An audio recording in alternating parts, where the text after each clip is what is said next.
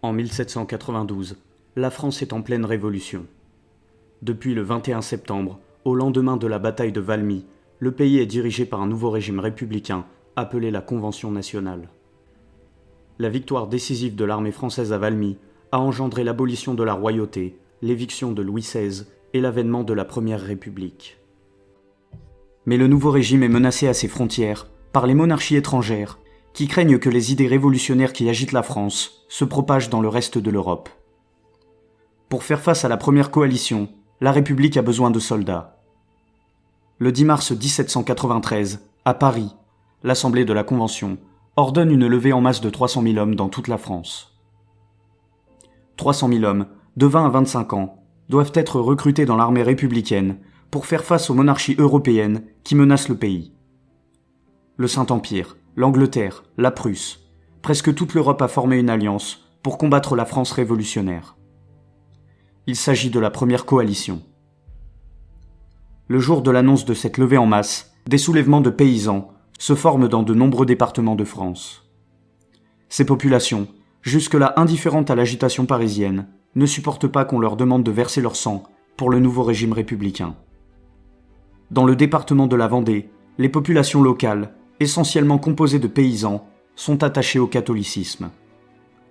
Ces dernières années, la nationalisation des biens du clergé et la constitution civile ont suscité la colère de ses habitants. Le 10 mars 1793, jour de la proclamation de la levée en masse, les populations de l'Ouest se soulèvent.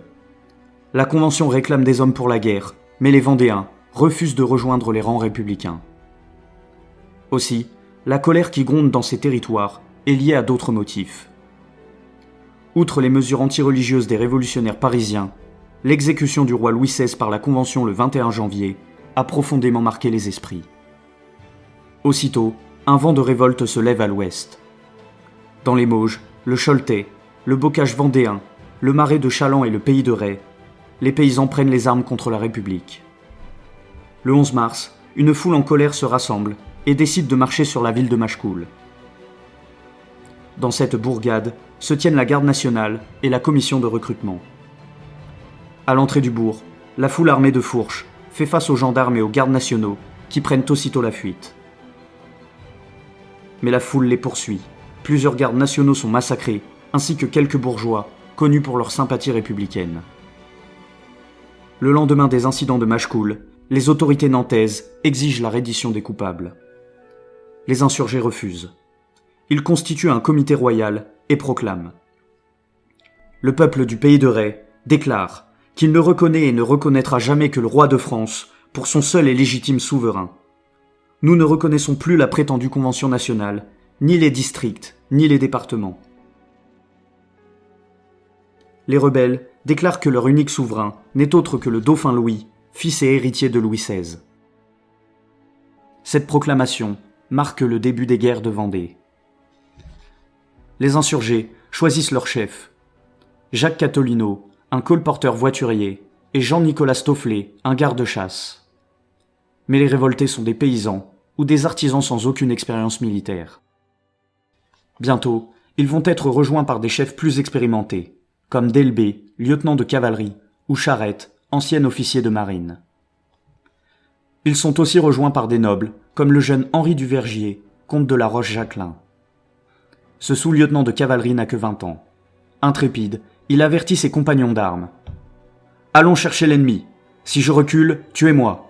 Si j'avance, suivez-moi. Si je meurs, vengez-moi. » Rapidement, les insurgés chassent les républicains de leur village et rétablissent le culte catholique. Armés de fourches et de faux, ils combattent les Bleus, surnom qu'ils donnent aux soldats de la République en référence à leur uniforme. La réaction de la Convention nationale ne se fait pas attendre. Le gouvernement prend la menace très au sérieux. Les Vendéens royalistes pourraient forger une alliance avec les Anglais. Aussi, la Vendée pourrait s'allier avec les émigrés français et l'ennemi britannique qui pourrait y débarquer des troupes et du matériel. Le 19 mars 1793, une armée républicaine de 3000 hommes conduite par le général Marcet s'engage dans un défilé au Pont Charot, près de Saint-Vincent. Mais contre toute attente, les soldats de la Convention tombent dans une embuscade tendue par les Vendéens. Attaqués depuis les hauteurs, les troupes se débandent et s'enfuient. Dans les jours qui suivent, les affrontements se multiplient. Le 23 mars, une bande de paysans tente d'investir la ville de Pornic. Ils sont repoussés par les républicains, qui font environ 300 prisonniers. Ces derniers sont aussitôt exécutés. Le 27 mars, les Vendéens commandés par Charette repartent à l'attaque de Pornic. Cette fois, les rebelles remportent la victoire. Une trentaine de prisonniers sont présentés devant un tribunal royaliste et sont condamnés à mort avec quelques dizaines de républicains locaux. Les Vendéens se vengent des excès républicains en commettant eux aussi des méfaits. Le 22 avril, après la fuite de Charette et des insurgés, la ville de Pornic est reconquise par les républicains sous la conduite du général Bessères.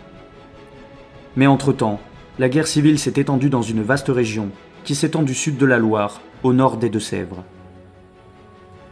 Au printemps 1793, les Vendéens remportent plusieurs victoires. Les villes tombent les unes après les autres. Les royalistes prennent Cholet le 17 et Chemillé le 11 avril. Thouars tombe le 5, Bressuire le 12 et Fontenay le 25 mai. Dans ces villes, les insurgés trouvent les fusils, les canons et les munitions dont ils ont besoin. Le 9 juin, une importante armée vendéenne de 20 à 30 000 hommes, commandée par Catolino, Stofflet, Laroche-Jacquelin et Lescure, se lancent à l'assaut de la ville de Saumur. La ville, gardée par environ 10 000 soldats, est un important bastion républicain. La bataille commence mal pour les Vendéens. Ces derniers sont repoussés par un ennemi solidement retranché. Mais les insurgés parviennent à trouver la faille dans les défenses et s'emparent finalement de la ville. Les républicains perdent 1500 hommes. Les Vendéens en ont perdu 4 fois moins. En pleine déroute, les armées de la Convention s'enfuient vers Tours et Angers. Maintenant que Saumur est tombé, la route de Paris est ouverte. Lors du conseil de guerre, Laroche-Jacquelin et Stofflet proposent de marcher vers la capitale. Mais les autres généraux jugent ce plan trop risqué et préconisent plutôt de se porter sur Nantes et Angers. Galvanisés par leur victoire à Saumur, les rebelles constituent une armée catholique et royale. Le 12 juin, les chefs vendéens décident de nommer le chef de cette armée qui portera le nom de généralissime. Ils élisent Jacques Catolino, qui se retrouve à la tête d'une armée de 40 000 hommes, indisciplinés et sans expérience militaire.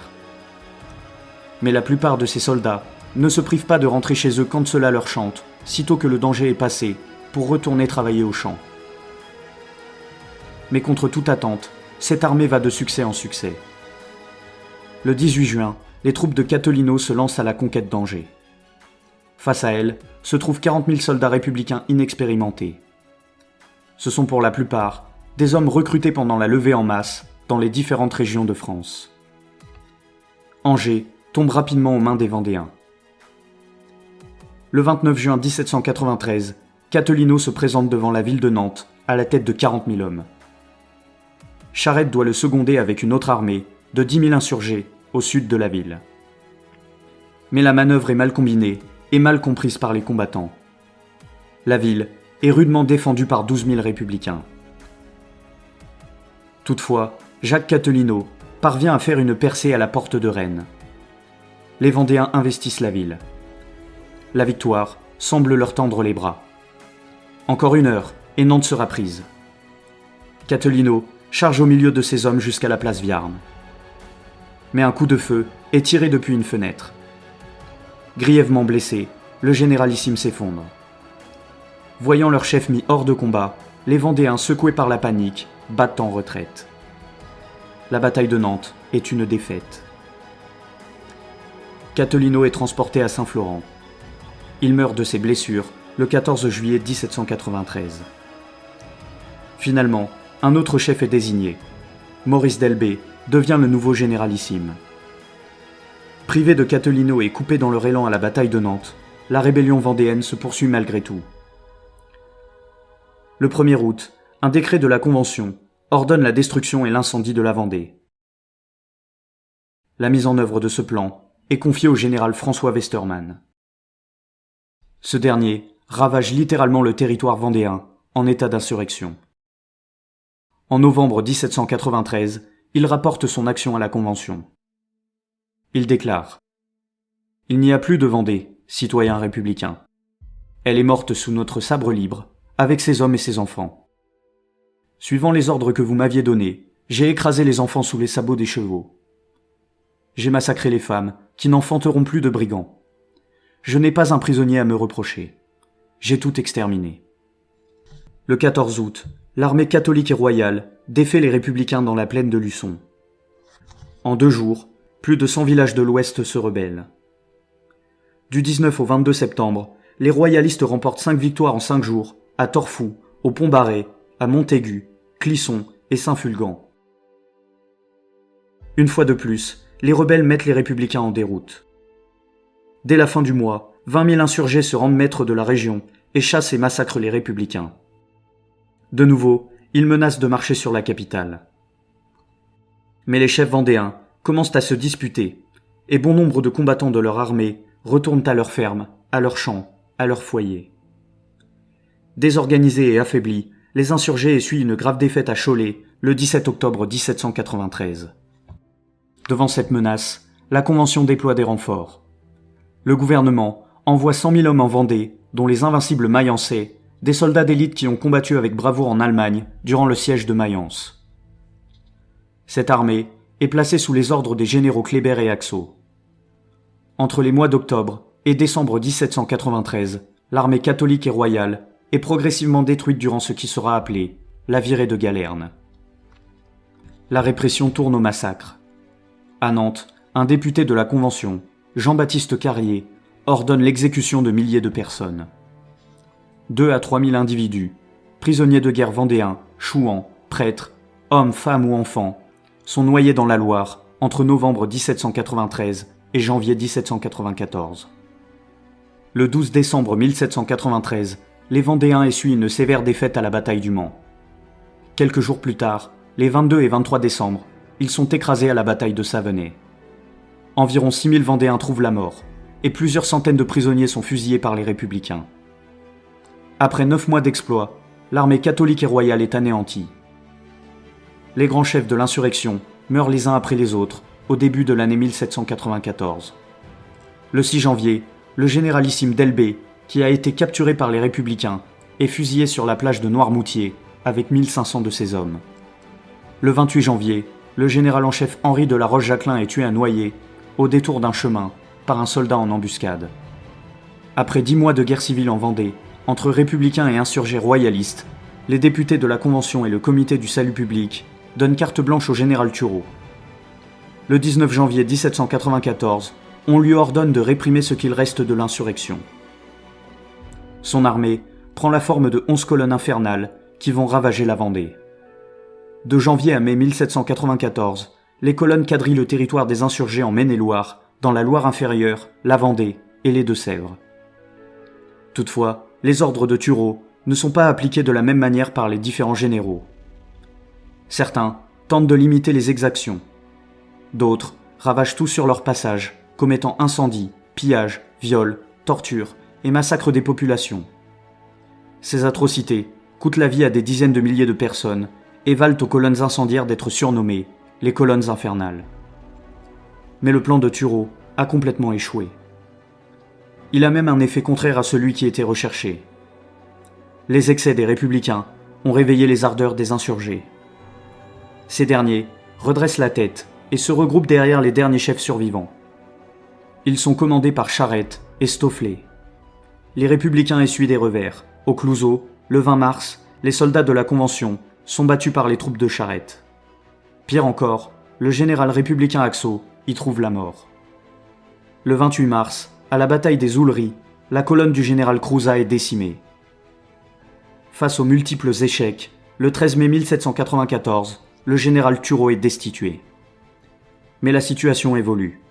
La Convention, qui a besoin de toutes ses troupes aux frontières, décide d'évacuer la Vendée. Les républicains se replient dans leur camp, aux limites de la Vendée militaire. À Paris, la situation évolue également. Maximilien de Robespierre est guillotiné le 28 juillet 1794. Cet événement met un terme à la politique de terreur. Aux frontières, les menaces extérieures sont repoussées. La France triomphe sur les armées coalisées en remportant une victoire décisive à la bataille de Fleurus le 26 juin 1794. Avec la chute de Robespierre et la fin de la menace extérieure, le gouvernement révolutionnaire se fait plus conciliant. Fin 1794, le général Hoche prend le commandement de l'armée républicaine de Vendée. L'officier proscrit sévèrement les pillages et les vengeances. Il adopte vis-à-vis des royalistes une politique modérée de pacification. Par ailleurs, la Convention semble se lasser de la guerre civile. Le gouvernement décide d'envoyer des émissaires à Charette pour lui proposer la paix. Les pourparlers se déroulent d'abord à Belleville, puis à La Jaunaille près de Nantes. Le 17 février 1795, la paix est signée. Charette exige et obtient la liberté religieuse pour la Vendée et la fin de la conscription dans ses territoires. En échange, il fait sa soumission à la République. Le 26 février, la ville de Nantes lui fait un accueil triomphal.